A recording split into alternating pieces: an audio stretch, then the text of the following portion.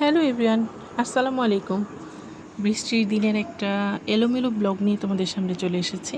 অনেক দিন ধরে কোনো ব্লগ দেওয়া হচ্ছে না, ডেলি ব্লগ দেই না বললেই চলে, একদম অনিয়ম হয়ে গিয়েছে। আর তাই আজকে একটা ছোট্ট করে ডেলি ব্লগ তোমাদের সাথে শেয়ার করতে চলে আসলাম। ইদানিং কিন্তু প্রচুর বৃষ্টি যাচ্ছে, আর বৃষ্টির কারণে একদম এলোমেলো হয়ে গিয়েছে, বাহিরে যাওয়া যাচ্ছে না, কাজকর্মের একটু অনিয়ম।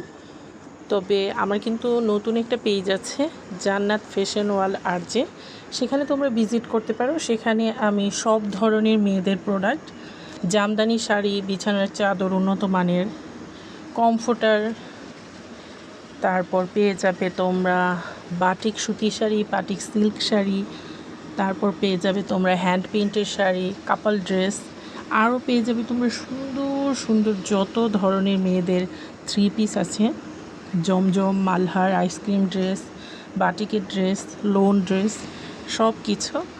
আর আমাদের একটু পারিবারিক আয়োজন ছিল, বাচ্চাদের বার্থডে ছিল, সেখানে একটু অ্যাটেন্ড করেছিলাম।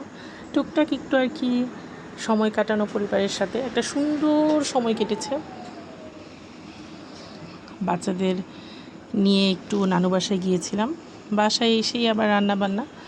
বড় বড় নদীর বেলে মাছ, মাঝারি আকৃতির, এই বেলে মাছটা টমেটো দিয়ে আলু দিয়ে চচ্চড়া করলে আমার অনেক বেশি ভালো লাগে।